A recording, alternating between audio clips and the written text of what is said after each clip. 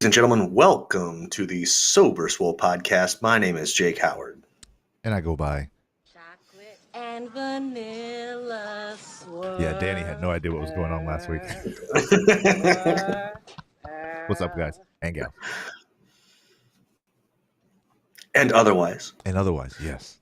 Before we get into the show, I'll give a shout out to Royalty Nutrition. And as always, to help me out with that is Warhorse.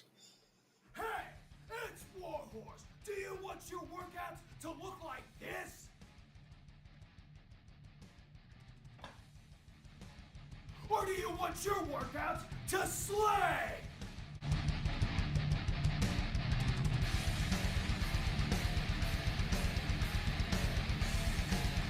When Warhorse picks his pre-workout, he wants it to slay. If you want second place, go with somebody else. If you want to be a champion, go with Royalty Nutrition. That's right, ladies and gentlemen, Royalty Nutrition. Check out a veteran-owned and operated supplement company that doesn't automatically use the cheapest ingredients while they're making their supplements. Use the discount code 37HAKE to save you 15% on your entire order. Tell Mr. Shalito that old Jake sent you and save you some money. My next shout out of the evening will be to Gorilla Gains. That's gorilla-gains with a Z.com. They are a fitness apparel company that you can wear comfortably in and out of the gym. And they make great equipment that helps keep you safe while you train. The discount code for that is Jake15. It saves you 15% on your entire order. Andrew, I was reading your post, man. Get better soon. Hopefully these fine folks will go and buy some of your merch to help pad that bank account to help pay for the medical bills you got coming up, brother. Get well soon. Ryan, tell them about the wonders of Buy to Buy. Ladies and gentlemen, if you are in-store shopping or you're online shopping and you find something you like, but you quickly realize you're unable to move it because you don't have the time, you don't have the towing, or the muscle. Buy to Buy. From the time you buy until the time we say goodbye, we take care of you. We do that whether it's on demand, actual moving, TV mounting, assembly, and staging for your rental and Airbnb properties. We do it all. That is the practical side of the business at buytobuy.com or at BUYTOBYE everywhere you are. The content creation side of this is what you see right now, Buy to Buy Studios. That is high quality recording at a low cost, always a sound decision.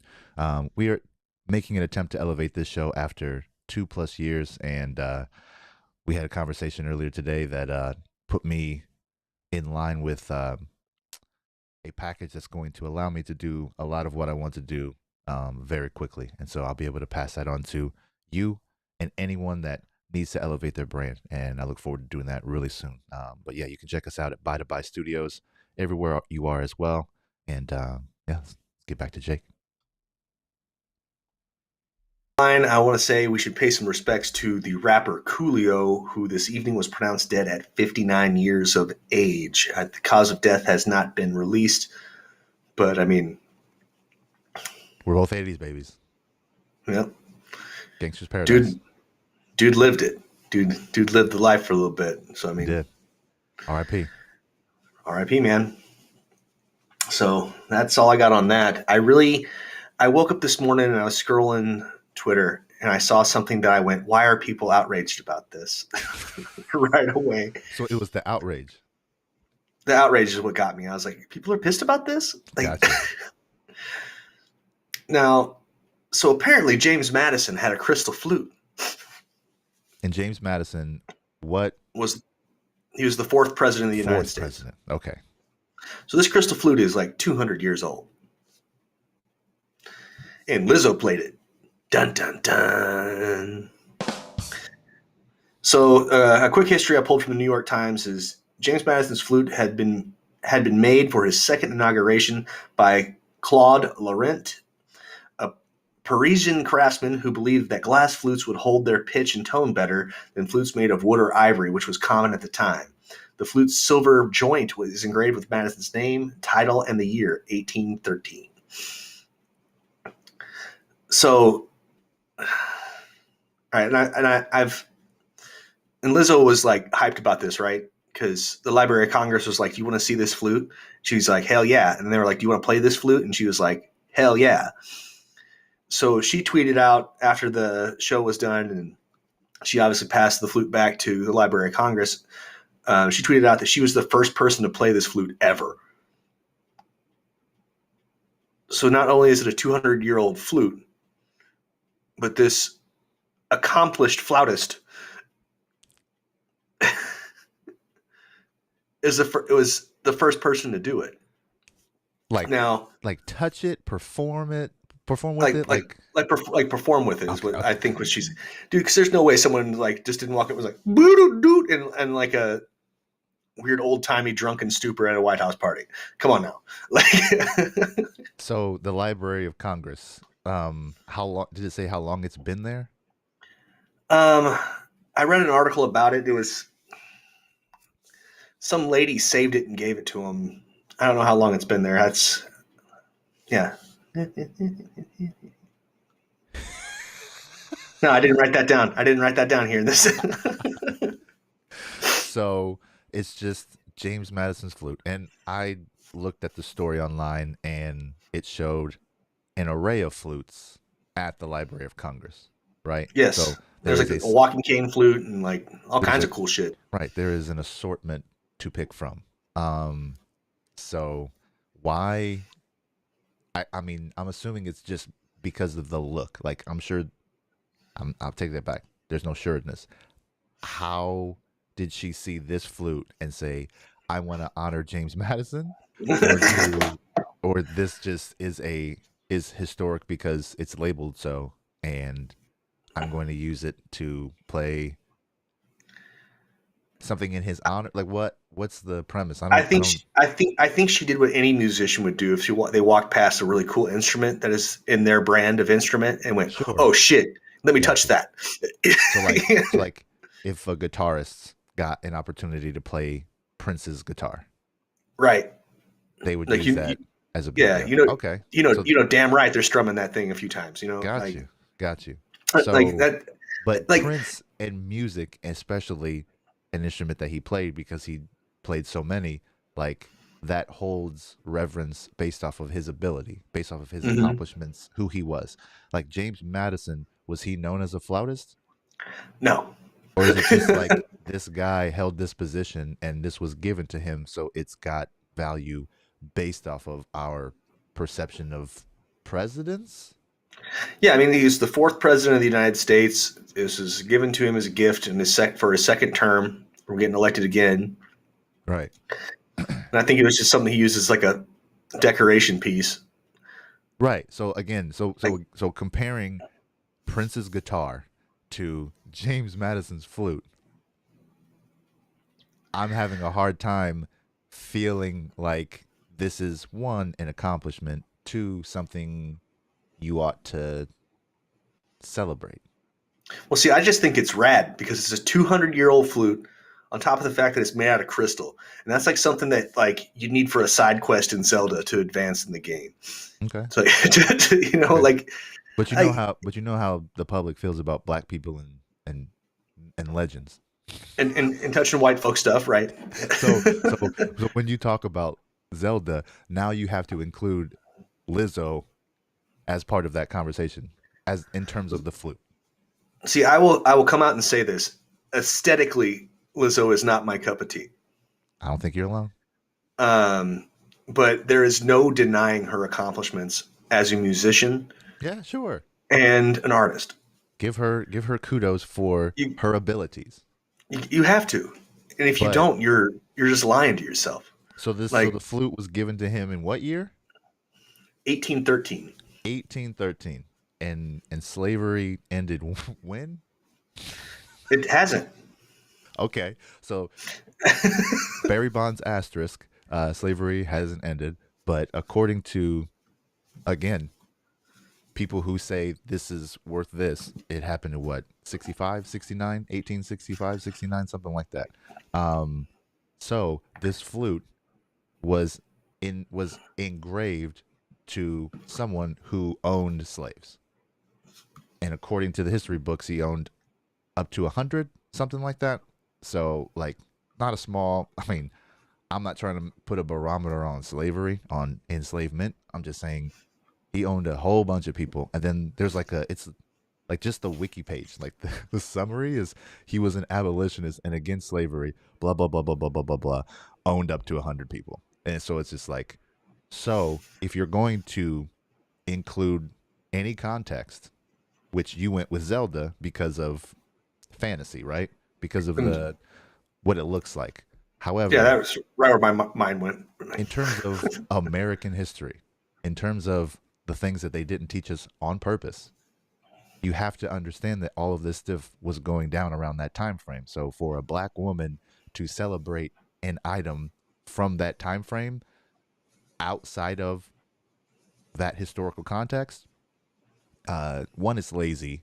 Two, she has a giant platform because of her name, and so I understand why there's backlash to it.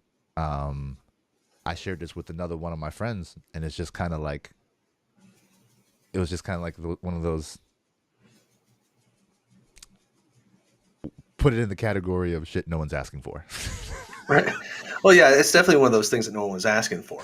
Like, no one was asked. No one, and the people who will celebrate her have an interest. Yeah.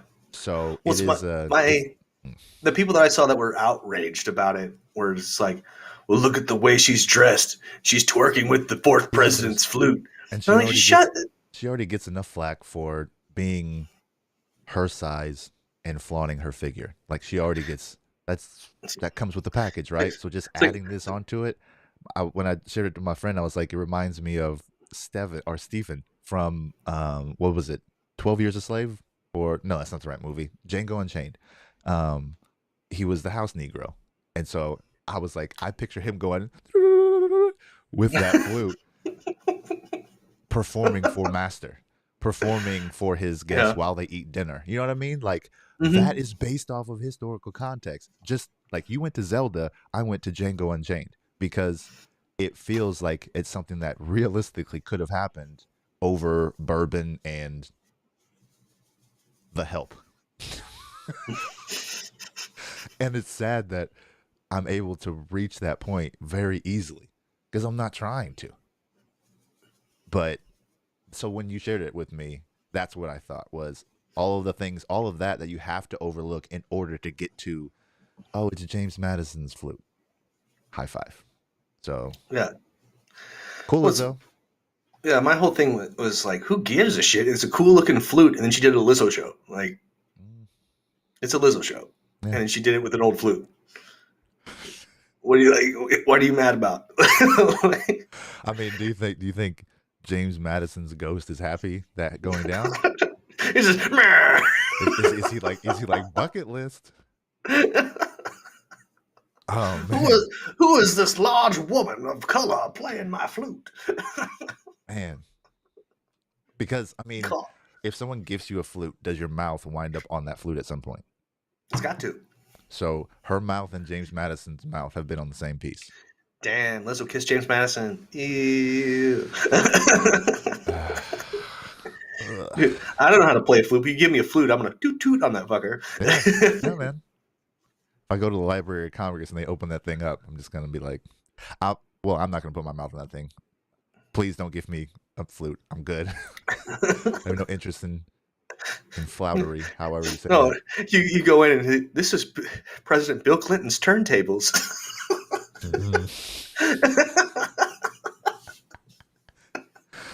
And I'll bring a jackhammer and just lay into that thing. You know, this is not. He's not someone who should be symbolized with DJing culture or any of that at all. Why is this here? Do they have his saxophone he played on Bill Clinton? Was it Arsenio? Yeah. Arsenio Hall show? Yeah. Yeah, I'm sure that's somewhere. More than likely that's somewhere. Yeah, I just didn't understand the outrage, dude.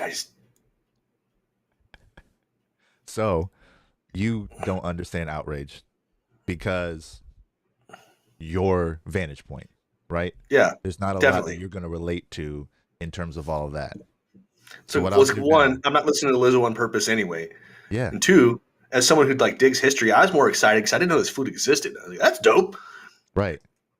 So now, so now that you have I've added my colors to it, and you see Django Unchained scene, party scene. Does it lose any value in your opinion?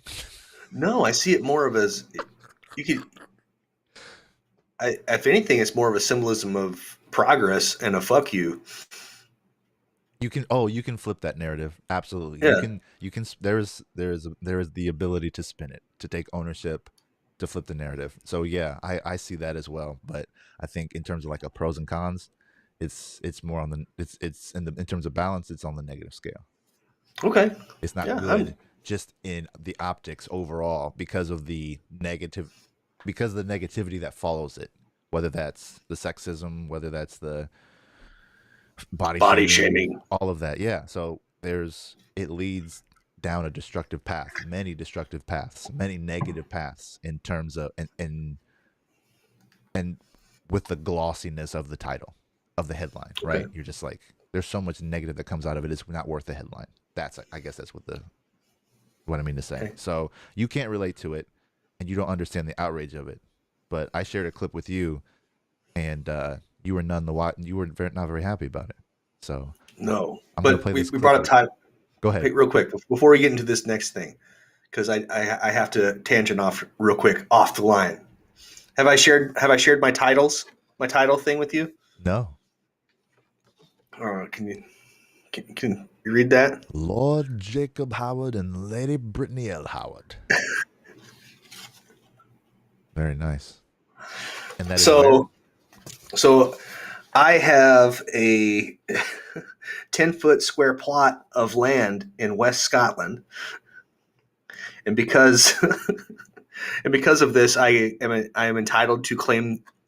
I'm a landowner in Scotland, and based on their laws, I'm entitled to a title of lord. So I bought a small piece of land in Scotland, and now I can sign everything Lord Jacob D. Howard.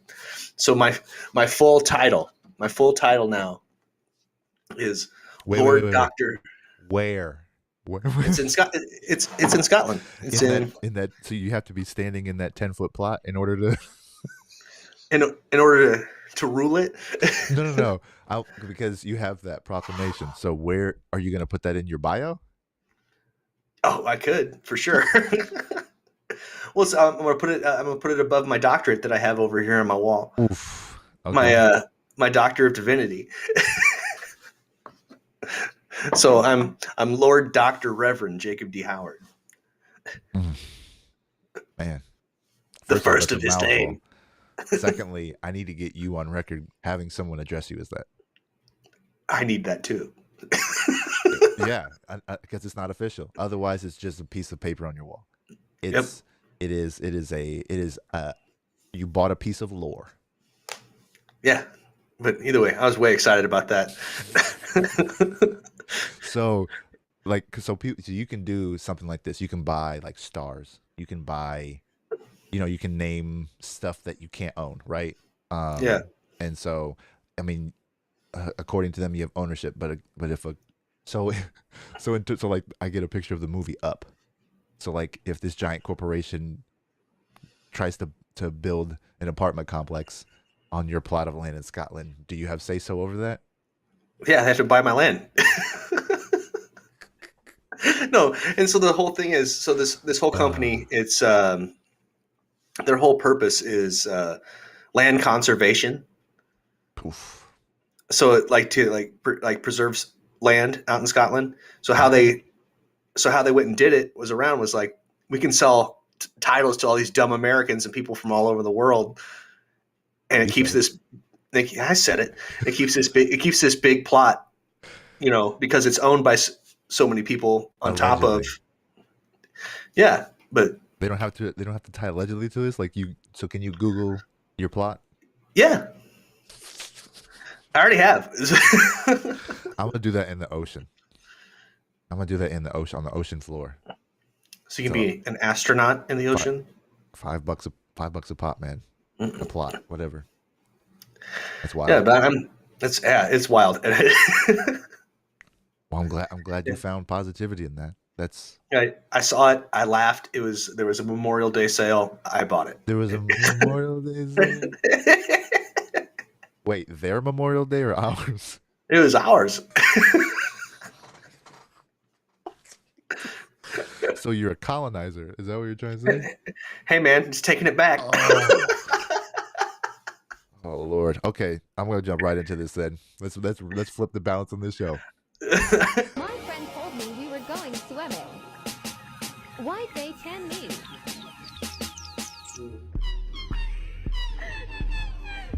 Face the back to me,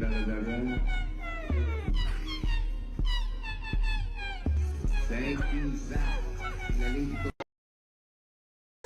This clip is sold as a young man who it's a viral video and has to do with bodybuilding. So I sent it to Jake, just like we do. We share reels with each other, you know, stuff, whether it's for the show or whether it's just stuff that we would find Giggles. humorous. And so he sent me the Lizzo piece, and I sent him this in return. And as an outsider of the bodybuilding community, not trying to buy into all of the specifics that go along with bodybuilding, a competition, the preparation, all of that, ignoring all of those things the same way you do the flute, it allows me to find the humor in seeing someone unqualified for that position be put in it and then post it online. So it's like one of those funny things that just, it's a funny haha. And being someone who plays fantasy football, it makes me think of like the punishments that people do.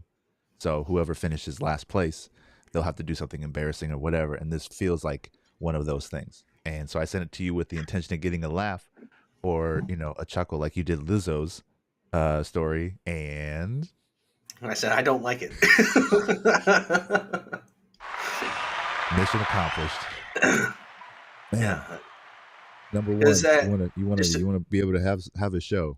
Find something that gives you differing opinions. So Yeah. Well, so I immediately shot Let's get holes in it. it right from the beginning. very good. Very good. Yeah. Well, it's why I can't watch war movies too. Oh, sure. No doubt. It's bullshit. But so the whole thing is this young man says, my friends said we were going swimming. So your friends are taking you swimming at this, you know, art center or theater or you know, small arena depending on what's going on. You're like, oh, okay, I'm gonna go in. But the whole thing is with these competitions is usually the day before or the night before you have a check-in where you have to show up, you have to get your number, you need to get your height checked so you put in the right class, because this is men's physique, that's the board short stuff. And you like there's a whole check-in process. Like you have to buy the card that says you're allowed to compete in that federation. You have to buy the check-in fee. You have to pay for your tan. Like it's at minimum. How much do tans cost? Dude, it depends on the coat, how many coats you get and what you're getting. Oh man, But what? Yeah, How many coats Like- you get? yeah. Wow. I always got 3 coats. What would that run you? Oh, I spent about at minimum $100. I need a problematic button. I need one. Well, the thing was, is because I was doing real bodybuilding. No. So I needed my skin to be as dark as possible so it wouldn't wash out under the lights. Melanin pop. Yep. And that's the name of the game. Speaking of overlooking things for the sake of yeah, absolutely. We're all on board Yeah. here.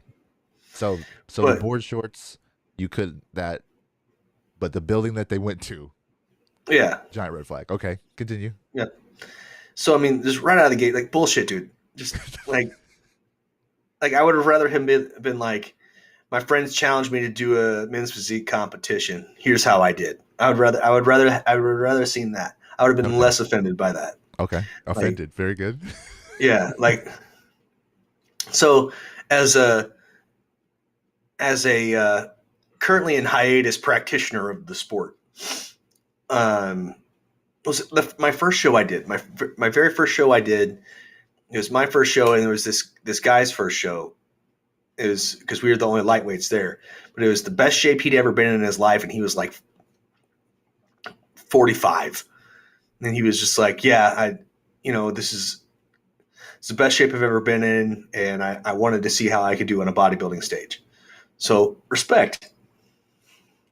Like he didn't look bad, but like you could tell that he put in the work. He was just a little guy, and I've seen, like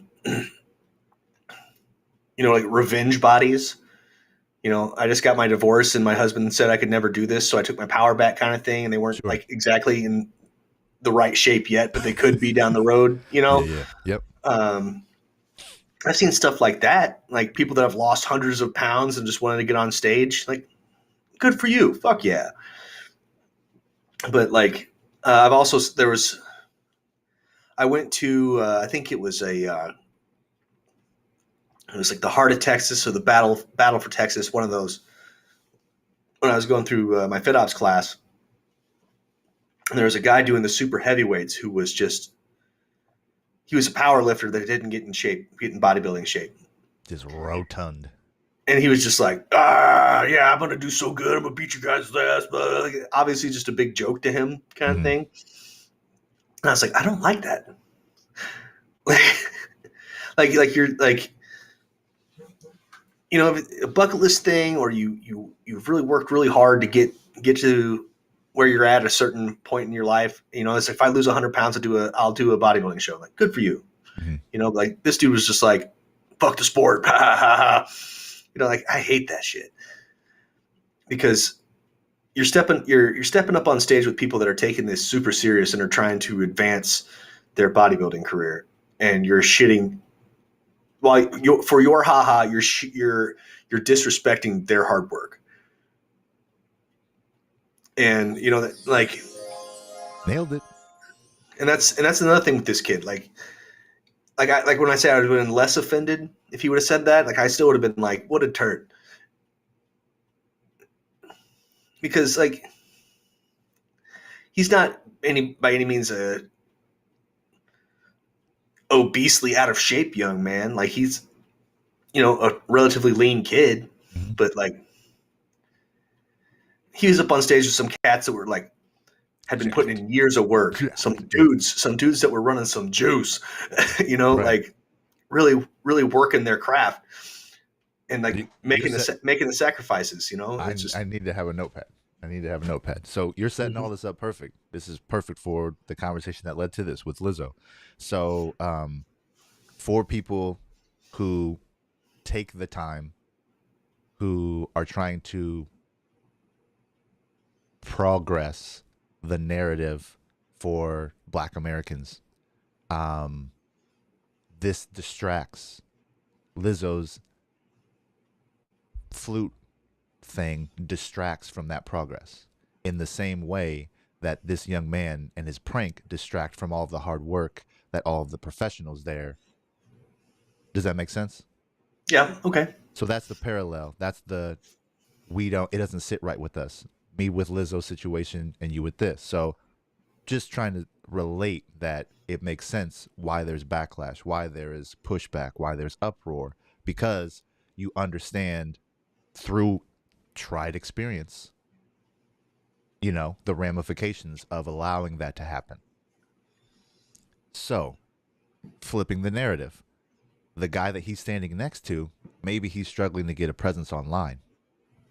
Now the video goes viral, and so a bunch of people now are able to get to the person who should have had a bigger following based off of their physique, based off of their showmanship, based off of their bodybuilding journey. They now have way more eyes that are put on them standing next to the kid who's obviously just lean, right? So the way that you say flipping the narrative to making it the positive to where it's, an aha, this was on James Madison's mouth, that bodybuilder may now have a jolt in his career.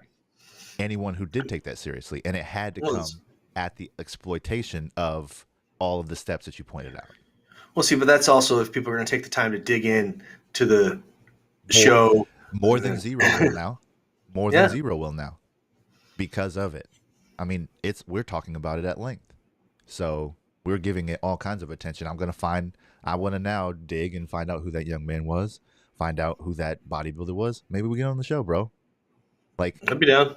worse or, weirder things have happened. But like, I think that you can flip it into a positive, especially the way capitalism is built. Something has to be exploited.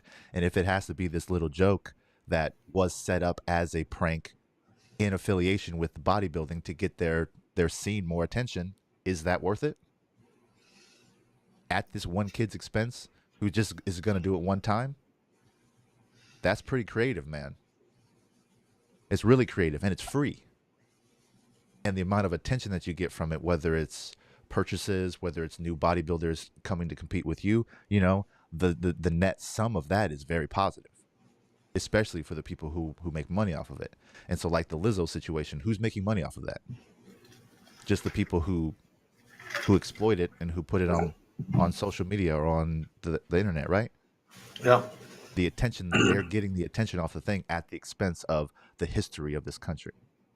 The same way that young man is getting a little bit of attention at the expense of the bodybuilding community, but if they work together to make a marketing piece, everybody really wins, man. He gets attention, they get attention, and it's at the expense of a moment in time. That even if you put that on the ticket, like that's fucking, who's Mike Tyson's promoter? Don King. Don King, bro. That's Don King shit. Like, that's genius to say, hey, man. I mean, you know how influencers network already. Like, that's a very small thing to take the monetization of attention, bring it to the sport. So that's what I'll take out of this, is the positivity of that. But again, number 4 on your point list here is what? Oh, I just closed it. Here. You remember what the last words you said? Fuck this guy. Yeah. Oh, man. Shout out to that young man. Shout out to all the bodybuilders who gained followers, merch sales, the capitalistic aspect of the sport of bodybuilding. Hopefully you monetize that, because you could be in your feelings otherwise. You could be. Could be. Yeah, because I there's no way I wouldn't have had words with this dude after all was said and done. There's no way. After you couldn't be penalized for it. Right. Yeah. Because there's another video of a guy. He looked really good. This is a competition, I think, somewhere out in Europe. But it's him freaking out because the announcer couldn't get his name right. Ooh. So he loses his mind on stage. Yeah, man. Representation, bro. Yeah, I was like, oh, come on. Come on, guy. Put that under the category of you had one job. You literally just need to get this name right. Man. Yeah, but like, even then, you have to have the wherewithal to understand, because I don't think it was his home country that he was in. So it's on his shoulders. Yeah, you're gonna have to be like, okay. No eye roll. No eye roll. That's disrespectful. Dude, if I go to like Moldova, hey man, and they say Yakovich Howard, I'm pausing. You know what I mean?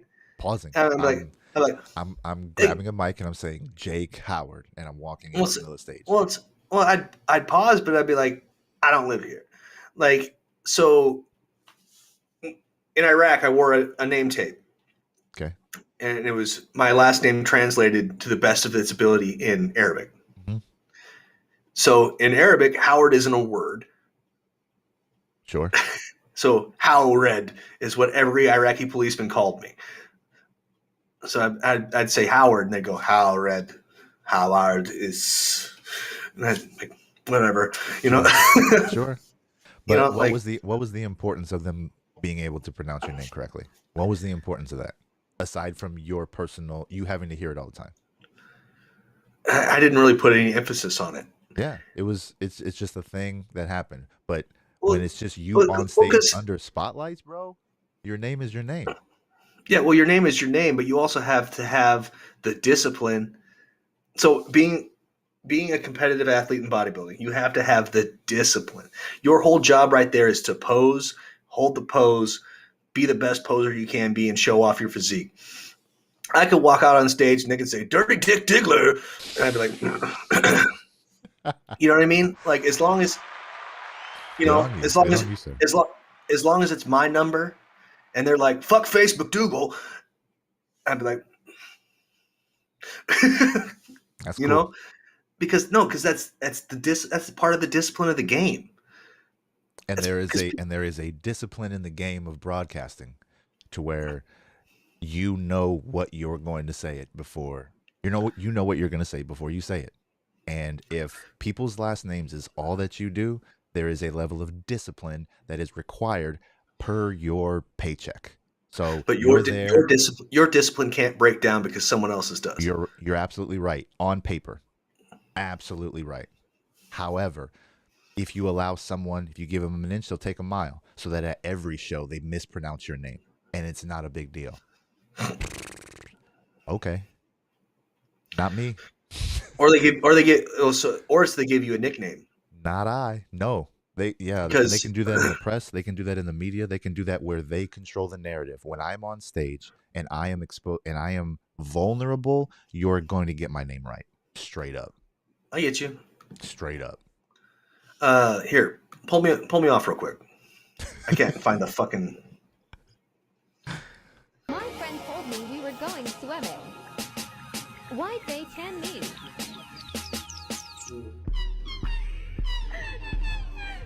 Face the back to leave out. Thank you, Zach. Discipline. He had the guy that he was standing next to had the discipline to still do his thing and do what he needed to do. I can't hear you. You muted yourself. Good for me. I was trying to do the thing where I wasn't live Googling, but There you go. I needed to Oh, because and I was trying to. It's the whole thing, but anyway, so the current reigning and defending Mr. Olympia goes by his nickname, which is Big Ramy. good for him. Okay, because he's from Egypt, and his name is Mamdouh, Mamdouh, then El Sabai, Ellssbiay. Learn it. What? Oh, I get you. I understand. Giannis Antetokounmpo. I probably just said that wrong. But he deserves to have his name. He deserves to have his name pronounced by any professional who is getting paid to say it out loud. No, and I'm not The disagreeing same- with you. The same way they should never get Chris Light, Joe Schmo. They should never mispronounce that ever, because of the value of your name. If you don't set a boundary on what your name is worth, people will disrespect it. Okay. They will. No, I understand it, and I get you. But I think Big Ramy goes by Big Ramy because that's what he wants to be called. Yeah. No, Yeah. Good for Big Ramy. Never me. Yo, but look this dude up. He's ginormous. Yeah. But if there's if no I saw some disrespecting dude- that man. If I saw some dude that was that big and I had to see him with frequency, I would get his name right. And the way that people in the way that people from other countries react when you try to accommodate them. I can't speak Spanish very well at all. Took 4 years in Central Indiana, like más o menos. So it's like, but when I'm in a situation where I know it helps, whether it's their old, it's their grandmother or whatever the circumstance is, if I try to accommodate them, our experience shifts in a positive manner because there's a level of respect trying to accommodate someone who has a difficulty with either English or just speaking in general. So I attribute that to it as someone who, when I speak to people, I want to make sure that they feel like they're being respected and their name and how you pronounce it, just like pronouns, is important. Well, it's like when I was on my first deployment, I did my damnedest to learn as much Arabic as possible. And I got to the point where I was like, I would say slightly above toddler conversational. Yeah. You know, like, because I mean, you know, I'm in their country. They don't want me here, but they're happy to have a job kind of thing.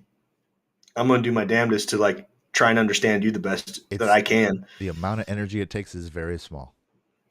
We spent at minimum 4 hours together in the same box. What are you supposed to do? Not talk? Like, yeah, man. Just learn how to pronounce it. Yeah, but like at minimum, you know, like I'm gonna learn how to say hi, hello, and some basic phrases, and you point some stuff out to me. You tell me that word in Arabic. I'm gonna tell you that word in English, and we're gonna get the job done. Yeah. That was something I don't like about hearing about Americans traveling. They go places like, you don't speak English? Like, no shit, dude. And that all, so just the opposite. The way that it feels good, you trying to accommodate someone who's a foreigner, it feels the opposite direction when you come across someone like that. It already has a negative connotation to it, to where that circumstance didn't get better. It's like police not de-escalating situations. It's like you could have chosen to just try. You could have, but no, you went right to the thing that would just end the thing that end the conflict. You went right to that. And usually they go, give me somebody who speaks English, or you don't speak American, or however, you know, the spectrum of ignorance, however that breaks down. But like, yeah, man, that's why it's important. People call, what's your name? Ryan? Oh, it's Brian? Nah, no B. It's not hard.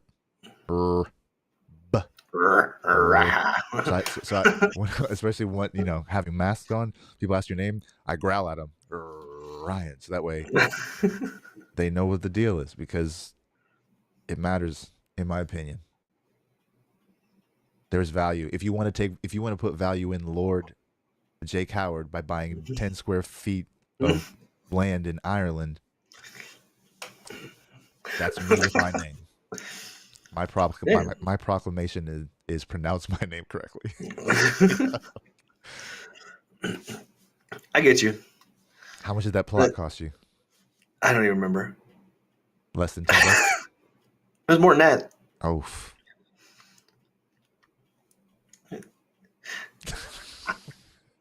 I love it. I think it's like, just like my doctorate, it's one of my favorite purchases I've ever made.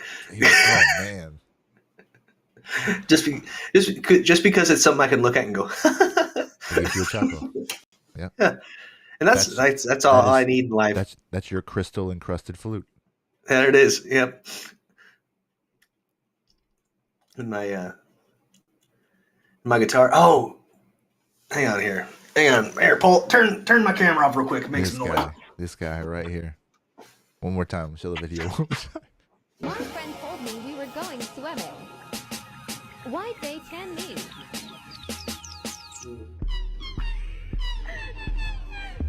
Face the back, tournez vers le derrière.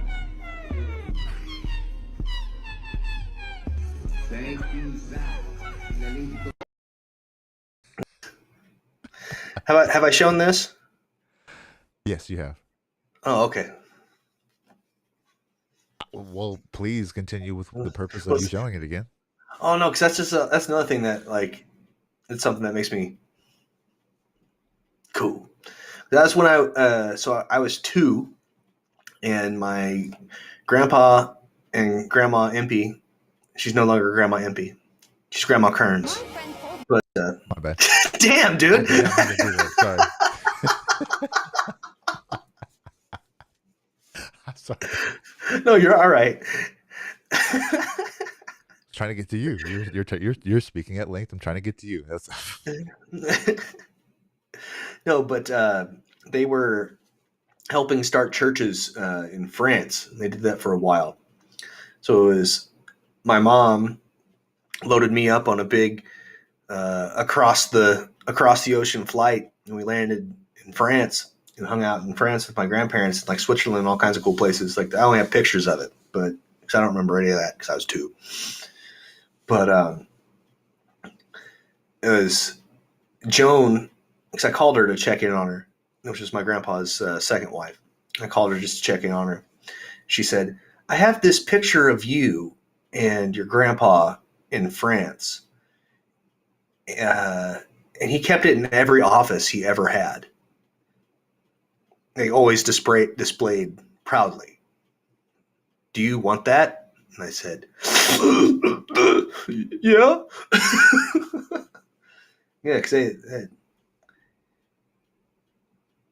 well, like that was always really cool. Because even though we had that real strained relationship kind of thing, like I always did my best to like at least say hi whenever I could, kind of thing. Mm-hmm.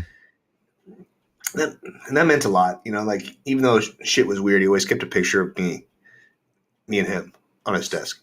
So the fact that you were told it was placed prominently, did that matter? Because if they had just called and said, hey, or just sent you a text or an email and been like, hey, I have this picture of you and of you two, would you like it? Like, it was just in a box collecting dust somewhere. Would it still have the same reverence? Oh, I totally want it. Yeah. Okay. Yeah. But it was like the fact that he like prominently displayed it. There we go. That's what I'm getting at. Like, yeah, no, but because like he was always so like he loved all of us, but he was always like, because that shows he was like proud of me. I think I just heard that from your brother's perspective. That's hilarious, bro. That's so funny. He loved me. When he's proud of me, I'm awesome. Well, I tell you, so at my grandpa Howard's funeral, my dad's cousins, which were Uncle Tom's daughters, came through. Okay. And they were said, "Oh, so you're Daryl's oldest son?" And I said, "Yes." And I knew your dad. They said, "Oh, really?" And I said, "And he loved me." And I thought that was hilarious because that's a so there's a long-standing tradition amongst the Howard men. And it's always after a big family gathering, the men would sit at the table and they would argue about who was the best looking or who was the best at whatever. Yeah. And that could go back hundreds of years, who knows? But so when, growing up at the kitchen table, it was me, my brothers, my dad, grandpa, we'd all sit at the table and we'd argue about, no, I'm the best looking Howard, and everyone knows that. No, oh no. And that was always the thing. How many women were in the room when you guys were doing this? Did they all leave? They all rolled their eyes and walked out. They'd all sit in the big living room and start their hen clucking, talking about, well, cousin so and so, and we'd just be in the kitchen doing exactly what you guys are doing. Yes. Yeah, but clucking we'd just be clucking, peacocking. We'd be peacocking. Oh boy. But yeah, so I'm sure because I got like the big eye roll, but when I said that, I was like, oh, it's true. Yeah. But Uncle Tom, he's the reason why I love the smell of pipe tobacco. I have a vivid memory of that because I was like 3 or 4 when we went to his farm. And I remember him sitting in, because he had like the den, and he'd just sit in his chair and he'd smoke his pipe. And I was like, every time he'd smoke his pipe, I'd want to like get in there and be like, because I love that smell. And I still love that smell to this day. I'm going to copy and paste this clip from a previous episode where you said this exact. I'm pretty sure you said this in the exact same order. Pretty sure. Probably did. Pretty sure you said this one thing, and then it went 2, 3, and then 4. It was amazing. I had deja vu in real time, and that's how you know it's true. Yes. Yeah, man. No, I totally spaced on that. I totally forgot I even I showed that picture. That was our weekly trip to Tangent Town. We did it. We did it, buddy. How's business? Business is good. I I've already done more work this week than I did last week, and it's Wednesday. Yeah, and then I keep getting requests for this weekend. I'm like sending it off either to the guys in my network or, you know, saying sorry because if I dedicate enough time to one thing, it allows me to spread the work around. So, and I've had my job on Saturday booked for like 4 weeks, and the person I'm helping, shout out to Mike C. He has booked me four. This will be four or five, the fifth time. So, I've done work for him several times, and so he gets that loyalty discount every time he uses me.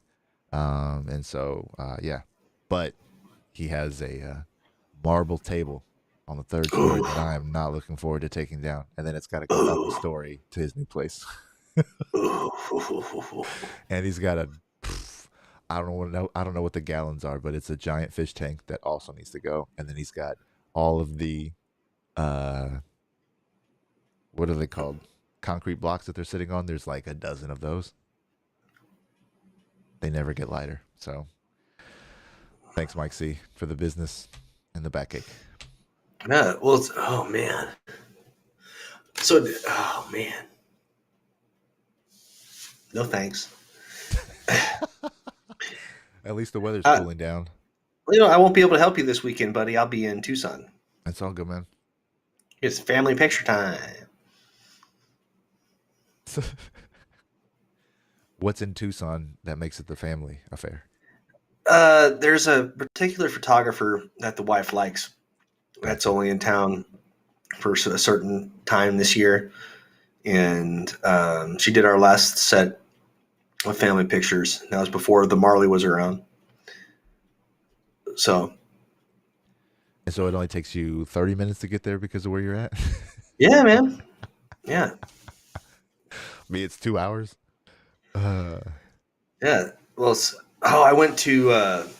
I was in downtown Phoenix last Thursday night. My buddy from the Marine Corps is from Ohio, and he was in town at a trade show buying a bunch of stuff for his stores that he has up there. But that took me an hour and a half. And it was so weird to me. Like, so Phoenix is the capital of this state, right? I was in downtown Phoenix, and I could like get around really easy and just walk around like, it wasn't busy. It blew my mind. Yeah. I've never seen a major city that was just like, everything closes at 9. Go home. Because nothing good happens that late. No, nothing does. But do you get what I'm saying? Like, I've never seen a major city anywhere else that's like, no, it's done. We're done here. Go away. I mean, where were you at in downtown? Because I know places in downtown Phoenix that are definitely open past 9. We were, whatever the hell that convention center is, by the baseball stadium. We went to Huss Brew Pub. House, H-A-U-S? Huss. Oh, okay. And had and it was not open, or? Oh, it was like we got there at like 7:30 and they were closing at 9. Like, it wasn't just the kitchen closing, it was the whole damn place. Like, What night? Thursday. Holiday? Was that last week? You gotta tell me when you went, man. I don't know. It was last Thursday. I don't know what that was. Probably not a holiday. According to my calendar, no. A lot of the places down, especially in downtown areas, are still adjusting to COVID hours, and maybe they don't have the workforce that's willing to work that late because traffic doesn't come in. Like the way that businesses handle are differently now, and downtown Phoenix is it's not very downtown Phoenix is not very quote unquote urban. Like, there are a few places like, Cityscape that's like specific for commerce. So like the bars and stuff around there, are open later. That just down the street. I mean, what's the pizza spot? The place we used to go to get the honey hot pizza. Wow. I'm gonna get destroyed because I don't know what that word is. Starts with the H, I believe. Anyway, I've never. it's a popular spot and it's open late. And then like Valley Bars down there, and there's a Irish spot down there that I know are open late too. So maybe you just had to walk a little bit farther, man. Can't do that. It's got to be within my eye shot. I'm an American. Give me There my it is. convenience and give me it now. There it is. Sorry, I had to lean. I had to lean into my new microphone. Hey, he's got it. Yay. How long was it sitting there? Like a month.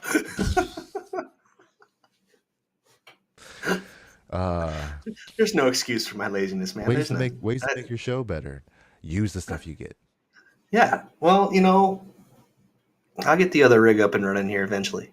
And we troubleshooted that in what, 45 seconds? Yeah. Yeah, Ryan. All right, man. You're right. Just I'm saying. wrong. No. Does it work for you? Does it work against you? Put it in that category. Tell me how it feels. Everything works for me because I'm the boss. There it is. and other lies. You said it. Again, you said it. Hey, man, I'm an open book. Just nah. Finish that sentence. Finish that sentence.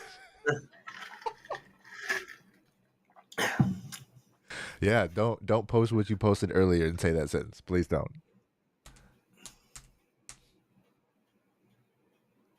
Your personal Oh account. my. Yeah, Oh, man. Don't say my, transparency and then say, "Hey, I'm taking a break." No, If you're gonna be an open book, let's be real. no. Like people that know me can hit me up and ask me anything they want, and I'll answer them. But no, it was just time for me to. I'm gonna take a break from my main account. All good. Not an open book. Yeah. No dressing. There's no ranch you can put on that. It's gonna make it taste any different. That's just not an open book, man. That's like Was it the Razor Ramon quote that closed that book? no. It was just the black post with white writing. Like Yeah. there's no other way to color that narrative. It's I'm taking a break. See you guys.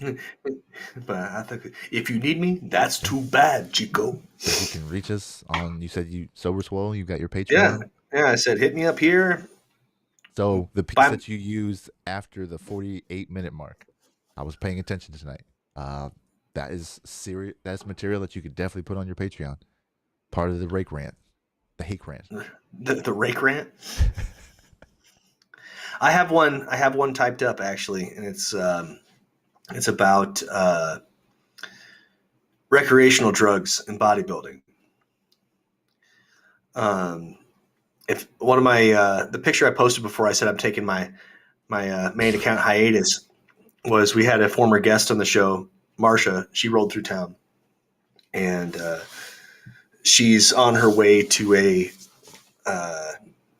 Christian conference to get more in touch with the Lord, and more power to her. But she gave me a very quick rundown of her upcoming divorce and why. And it sparked a hake rant that you're going to have to pay to hear. Patreon.com/HakeJower. There you go. You got a clip. Yeah. You got a clip. That was fantastic. Yeah. It's because one, I'm not putting any of her business out there, but it is something that I think really needs to get addressed. Like, there's too many people throwing their lives away and throwing their careers away over dumb shit, and it drives me bananas. Gotcha. Like you said, enough said. Enough said. NUFF. Because I'm, one F. That's white trash. We're classy around here.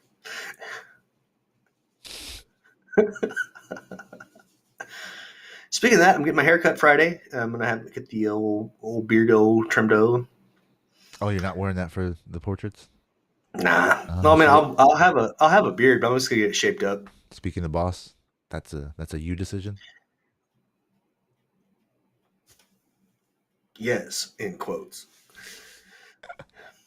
No, man, like so. The biggest beef I have with family pictures this time around was how Brittany got me to quit bitching about him the first time we went because she dressed me, and I hate that. I hate that. Don't pick my clothes. I'm a grown man.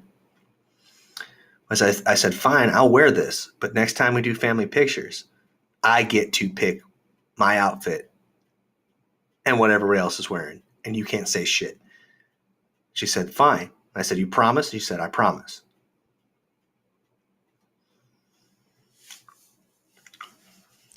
Let me go ahead and just, for my own personal safety. Well, I am wearing my shirt this time. No, I just want to make sure for the potential backlash that your face is only here while that look was being made. Oh hell! Like she's gonna listen to this. I'm just not trying to wind up like No. Coolio. That's all. I hear you. R.I.P. bro. No man, but no, we're doing a fall family shoot up in the mountains again. Will you wear matching T-shirts? No, I am wearing one of my Gorilla Gains flannels. You can get those at gorillagains.com. Use the discount code Jake15. No, I'm saying just if she asked you to wear the same shirt as her, would you wear it? Depends on what it was. Okay. That's a hard no for me with the missus. She knows. Oh no! If we're gonna do something like crazy, like the old school Target family pictures, where we're all like dressed in matching windbreakers or something crazy, I'd totally be down for that. Yeah. But yeah, I mean, like I said, it all have to be depending on the scenario and what the matching clothing would be. I'm pretty sure the missus would be elated if I simply wore the same shirt as her when we were out. Like, obviously specific to me, like a T-shirt, matching T-shirts, whatever, sweaters. But like, nah, I don't play that game. Like you said, Well, I dress myself. I'm all right. Was it those old people out at like amusement parks or whatever? If lost, return to Mary, and then I'm Mary.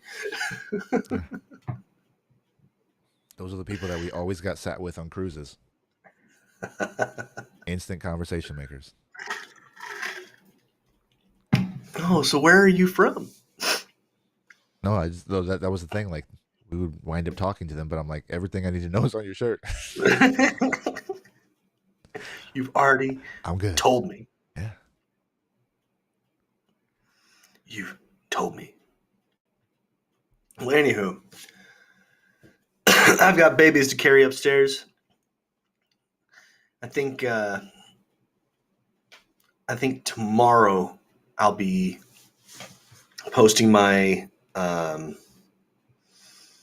Patreon workout of the week, and I might, big strong might, get that second Hake Rant up. First Hake Rant is up. Patreon.com/Hake Joward. Please subscribe and give me your money. And where can we find you? This because that goes out to all of the platforms. Only on Patreon. Yeah, it's only on Patreon. Very good. It's a Patreon exclusive. Very good. You can still find me on Twitter. If you always hit up the Sober Swole pages. One of me will get to you eventually. Fit for Life, where they can find that there too. For the Love of Fit is on Instagram. It's at For Love of Fit, because our other name was Token. It was Taken. Token. Jesus. Yes. Fit for Life is the name of a class that I took in high school. Nice. Senior And then year, for second semester, bullshit class. the Love of Fit is also on Spotify There it is. and wherever else Danny's putting it up. Tell you the truth, I love that man. He's like, hey, we're doing this show. And I was like, yeah, absolutely, we're doing this show. Yep. And he goes, all right, we're putting it out there. I said, okay. I didn't even ask where. I was just like, all right. Like, you need me, dog? I got you. What else you got to plug other than your wares? Everything else I have is still in progress. I haven't reached the point to where I can share anything yet, and I'm trying to be more disciplined and not just release stuff because it's done. Well, everyone, be sure. That is a no-no in the content creation space, because as a creative, I just like to share it. I get you. I made it but now I gotta schedule it. I gotta prep it. I gotta make sure it gets meat, so it gets the right attention. Well, Arizona people, be sure to rent Ryan's hot body to move your heavy stuff at bodybuilding.com. Thank you for that. I'll take it. You're welcome, man. Hey, you've been putting in that work, buddy. It doesn't go unnoticed. Look at you go. I'm sub 185 for the first time in a long time, and damn, I saw 181 the other day, and I was like, I think I can pop 180 if I really want to, but my wife just stocked up on stuff, cookies and the like, and I have a hard time saying no. So bye 180. I understand. I understand that. I think I'm sub 230 again. I think 215 is where I'd like to be. That's where I'd be cozy. You're gonna get there on your Patreon, right? Oh yeah. Oh no. So my Patreon content is it's workouts that I've written for people over the years that I'm posting. And then it's because I like to sit down and write too. It's just stuff I'll sit down and I'll write about a topic. And then it's the solo rant podcast. Yeah. Well, I mean, fitness is part of that. So people share all kind of stuff on content and are on Patreon. And if it is exclusive, then a lot of people will share their personal journey, especially, getting back to where you want to be. Anything is content at this point. I also have a tier that's it's called Just Give Me $3. And okay. you get to see nothing. You just give me $3. And how's that work? Does that work out well? I have 2 subscribers, and none of them are on the $3 tier. They're actually there for the content. So there you go. So if you want to just give $3 to Jake, that's all it is. It's it's if you can kick $3 a month my way, just you can buy plots of land in countries you've never been to. But now I got a reason to go. Well, $3 would be a reason to listen. Just saying. My solo podcast is cheap. Like $15 a month. Fucking penny punches. Economy's in the toilet and I've got 19 kids. Hook me up. That's one way to sell it. Hey. Let's tie straightforward. Let's tie a bow in this episode. Sir. I completely agree. Thank you so much for listening to the Sober Swole podcast this evening. Once again, I'm Jake Howard. Chocolate and vanilla swirl.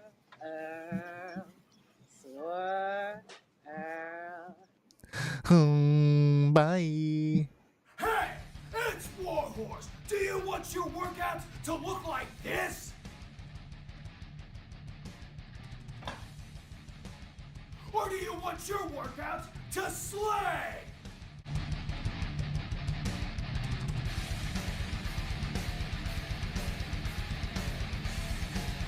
When Warhorse picks his pre-workout, he wants it to slay.